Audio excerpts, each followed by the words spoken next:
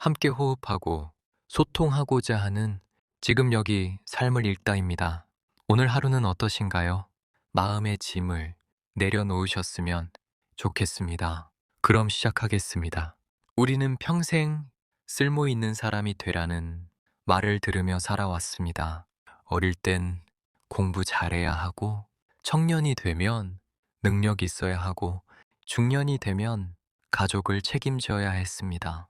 쓸모 있는 사람, 필요한 사람, 그게 곧 존재 이유였습니다. 그런데 나이가 들고 은퇴를 하고 나면 문득 이런 생각이 듭니다. 이제 나는 무슨 쓸모가 있을까?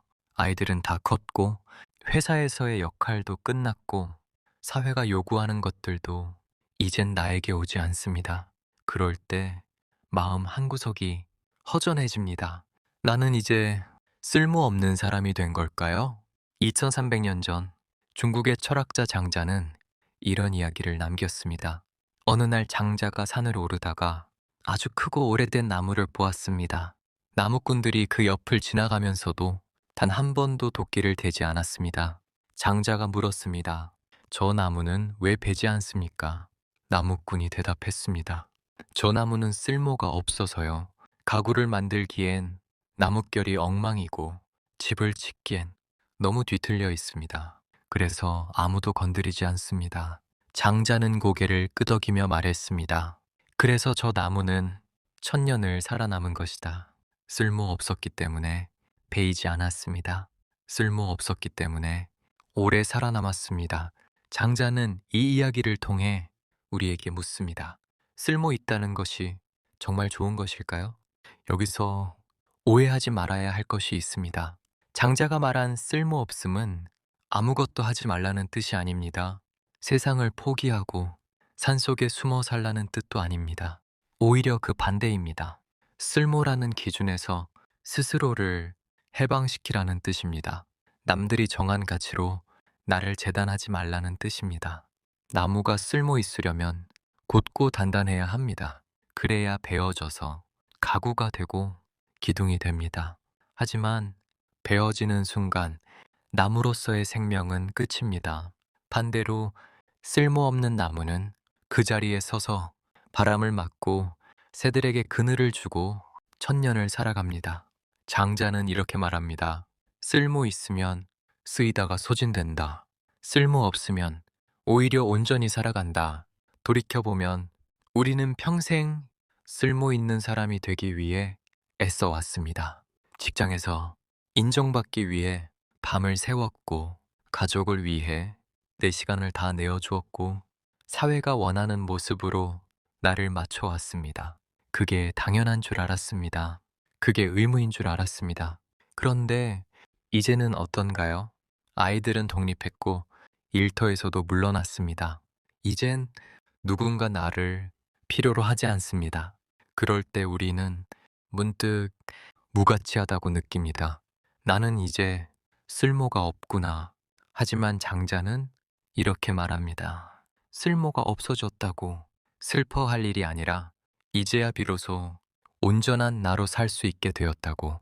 쓰이지 않아도 되니, 소진되지 않을 수 있고, 누군가의 기대에 맞추지 않아도 되니 내 모습 그대로 있을 수 있다고. 우리는 무엇을 하느냐로 자신을 증명하려 했습니다. 하지만 장자는 말합니다. 무엇이냐가 더 중요하다고. 나무가 가구가 되지 않아도 나무로 존재하는 것만으로 충분하듯이 우리도 무언가를 해내지 않아도 여기 존재하는 것만으로 충분하다고. 나이가 들수록 우리는 느려집니다. 예전처럼 빠르게 움직이지 못하고 예전처럼 많은 일을 해내지 못합니다. 어느 순간은 그게 부끄럽게 느껴질 때가 있습니다. 하지만 생각해보면 우리는 이미 평생을 달려왔습니다. 가족을 위해, 사회를 위해, 누군가의 기대를 위해 쉬지 않고 달려왔습니다. 이제는 느려져도 됩니다. 멈춰도 됩니다. 그게 게으름이 아니라 자연스러운 리듬입니다. 장자가 말한 쓸모없는 나무처럼 우리도 이제는 베이지 않는 삶을 살아도 됩니다. 누군가에게 쓰이기 위해 나를 깎아내지 않아도 됩니다. 그냥 여기 온전히 서 있는 것만으로도 충분합니다. 오늘날 우리가 사는 세상은 끊임없이 성과를 요구합니다. 상대방과의 무한 경쟁 속에서, 그 싸움 속에서 승리하고 쟁취하라고 합니다. 끊임없이 생산하고 증명하고 결과를 내야 합니다. 그 안에서 정작 우리는 지쳐갑니다. 성과로 성장하는 게 아니라 그 성과로 인해 무너집니다. 특히 은퇴 이후 더 이상 생산적이지 않다고 느낄 때 우리는 스스로를 쓸모없다고 여깁니다. 하지만 그건 세상의 기준일 뿐입니다. 나의 기준은 다를 수 있습니다. 장자는 이렇게 살라고 말합니다. 세상이 요구하는 쓸모에서 한 발짝 물러서라고, 그 대신 나 자신으로 온전히 존재하라고. 그게 진짜 나를 지키는 삶의 기술이라고. 오늘 하루 우리는 무엇을 해야 할까요? 아무것도 하지 않아도 됩니다. 그냥 창밖을 바라봐도 되고, 천천히 차를 마셔도 되고, 아무 생각 없이 앉아 있어도 됩니다. 그게 시간 낭비가 아니라 나를 채우는 시간입니다.